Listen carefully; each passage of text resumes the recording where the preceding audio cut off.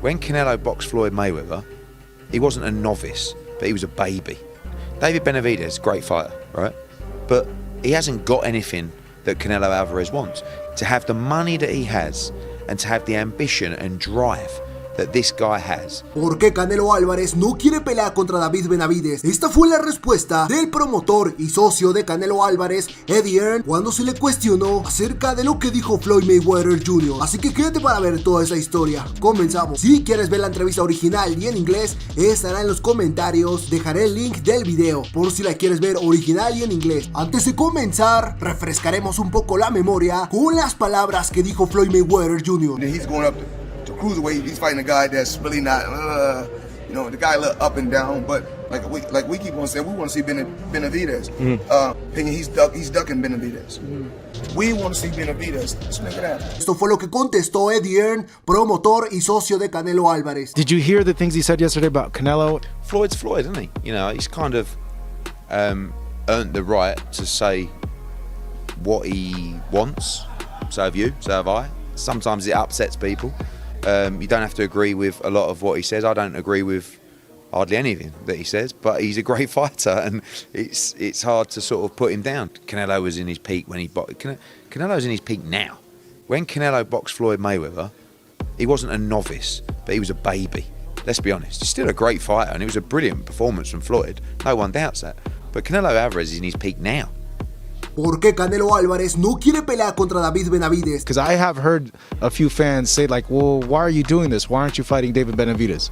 Because David Benavidez, by the way, and I keep saying, David Benavidez, great fighter, right? But he hasn't got anything that Canelo Álvarez wants. If you look at what Canelo has done over the last year and a half, he's consistently fought the champions. Okay, he had a mandatory that he had to take.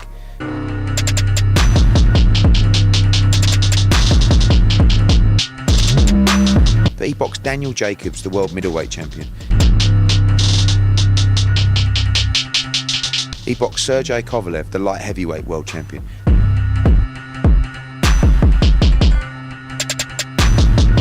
Then he said to himself, I want to be undisputed.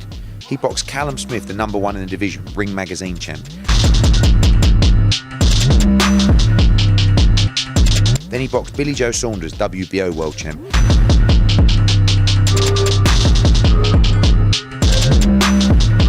Then he boxed Caleb Plant.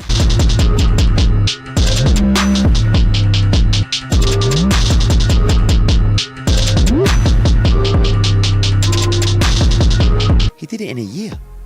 It baffles me, and I know I'm a Canelo Álvarez fanboy because I think he's great, right?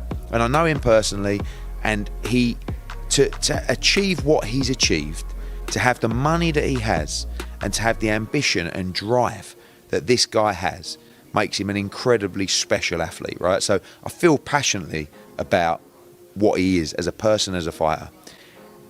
Having known him and worked with him, he would never duck any fighter. But it has to be a fight that motivates him, or there's a reason behind it. So with Makabu, you can't say, oh, he's looking for an easy fight against Makabu. The guy's 200 pounds. So right now, Canelo Álvarez is probably thinking to himself, what excites me? Dimitri Bivol, Joe Smith, or Gennady Golovkin 3, the trilogy fight for the undisputed. Do you know what I mean? But the Benavidez fight is a great fight, and the Charlo fight is a great fight.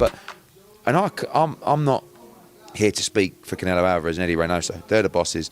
It's whatever they want to do. It's just they don't do things tactically. It's just about feel. Do you know what I mean? So when I started working with them, they said, we want to be undisputed. It's never been done at 168. There's never been a Latino undisputed champion, right?